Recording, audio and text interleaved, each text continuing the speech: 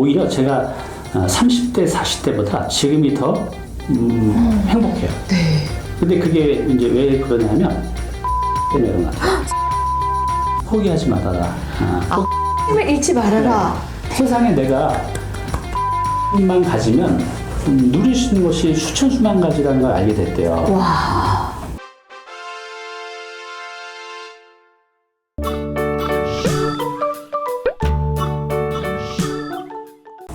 네. 선생님, 그리고 혹시 나이가 점점 들수록 이런 뭐 인간관계를 떠나서 이런 행동은 이제 하지 마라, 조심해라, 절대 하지 말아라, 이런 것들이 또 있을까요? 나이가 들수록이요? 네, 나이가 들수록. 제가 나이가 많이 들었잖아요. 네, 젊어 보이세요. 네. 근데 굉장히 즐겁게 살아요. 굉장히 행복하게 살고 오히려 제가 30대, 40대보다 지금이 더 행복해요. 네. 그리고 이제 굉장히 액티브하고. 근데 그게 이제 왜 그러냐면 설렘 때문에 그런 것 같아요. 설렘. 그러니까 사람의 감정에서 특히 이제 나이가 들수록 가장 활력 있게 만들어주는 거, 살아있다는 느낌을 갖게 해주는 건 그 감정은 여러 가지 수백 가지 감정이 있지만 설렘인 것 같아요. 첫사랑, 첫 소풍. 요즘 아이들은 모르겠지만 저희 때는 소풍 가면 이제 밤잠 못 잤어요. 못 잤죠. 김밥이 맛있을까? 네, 사이다하고 김밥을 먹을 수 있는 유일한 날이었어요. 1년에 2번. 네. 그리고 이제 성인이 돼서 대학, 첫 미팅, 첫 직장.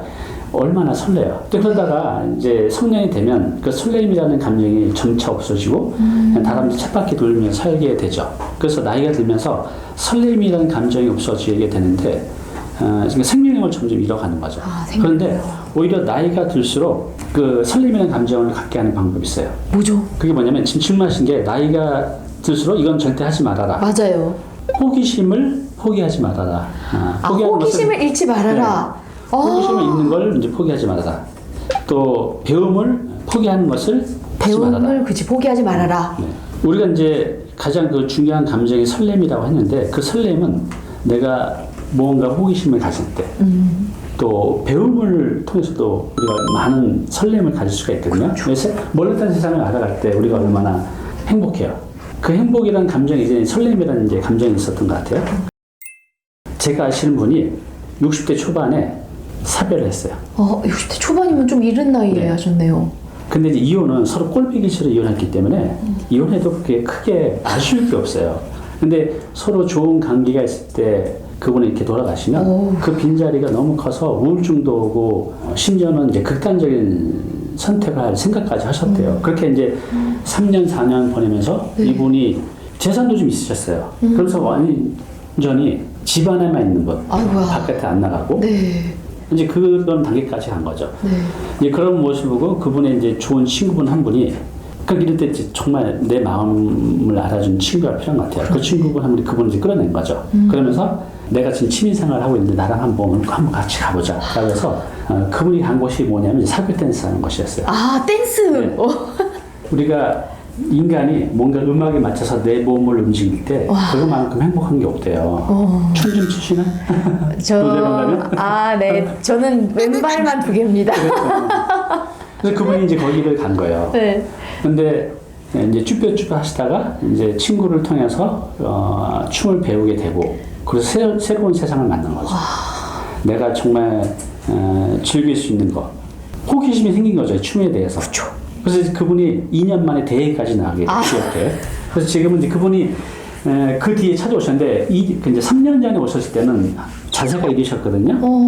근데 이제 춤을 배우셨잖아요. 네. 딱 이렇게. 그리고 얼굴도 항상 밝고. 그래서 이제 생각 자체도 완전히 다 바뀌었어요. 그래서 그분이 그를 통해서 세상에 대한 호기심이 생겨서 지금은 이게 계기가 돼서 춤뿐만 아니라 북구시도 배우고 또 기타도 배우고. 그러면서 이제 여가 생활을 즐기면서 세상에 이제 끊임없는 호기심을 가져간다는 거죠.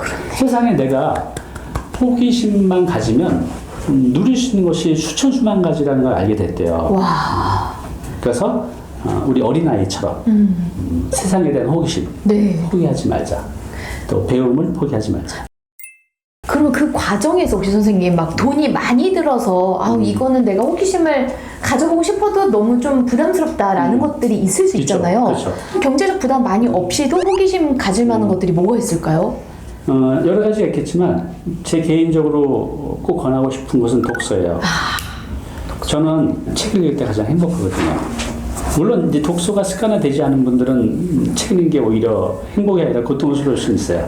근데 이게 이제 습관이 되면 책을 통해서 정말 세상을 알아갔다는 거, 몰랐던 것들을 또 알게 되는 거, 또 책을 통해서 나를 객관적으로 바라볼 수 있는 거, 책을 통해서 세상을 좀 더 많이 알아간다는 거, 물음표가 느낌표가 되는 거잖아요. 그럼 좀 삶이 좀 더 뚜렷해지는 것 같아요. 그리고 좀 더 좋은 선택을 해갈 수가 있고. 그래서 저는 책은 도서관 좀 많이 있잖아요. 네. 돈 없이도 할 수 있는, 평생 할 수 있는 취미 생활이라는 거. 그런데 또 하나, 악기. 아, 악기. 이제 나이가 들면 결국은 혼자가 되는데 같이 할 수 있는 것들은 대상이 없으면 혼자 못하는 것들이 많잖아요. 근데 이제 악기 같은 경우는 혼자 할 수 있잖아요. 뭐 악기도 물론 이제 비싼 게 있지만 뭐 기타나 맞네. 오카리나, 제가 오카리나 얼마 전에 샀는데 그런 거 해서 하면 내가 불면서 가장 내가 먼저 듣고 있잖아요. 그죠. 그래서 악기 하시는 분들은 스스로 힐링이 된대요. 그래요. 그래서 저도 예전에 그 20대 때 여성분들을 꼬신다고 이렇게 표현을 했는데 이렇게 했잖아요. 아, 네. 아주 좋습니다. 직관적인 단어예요. 네. 꼬시는 데 있어서 우리 때는 기타가 필수였어요. 그래서 이제 그때 기타를 열심히 그 동기가 돼서 네. 기타를 배웠는데 나중에 그런 목적으로 했는데 집안에서 조용히 내가 쳐보니까 막 제 스스로가 너무 행복하고 좋은 거예요. 네네. 악기 하나 다루는 거 너무 좋을 것 같습니다. 아, 그렇네요. 독서와 기타, 큰 돈 들이지 않고 네. 스스로 즐겁게 세상을 넓혀갈 수 있다. 맞네요.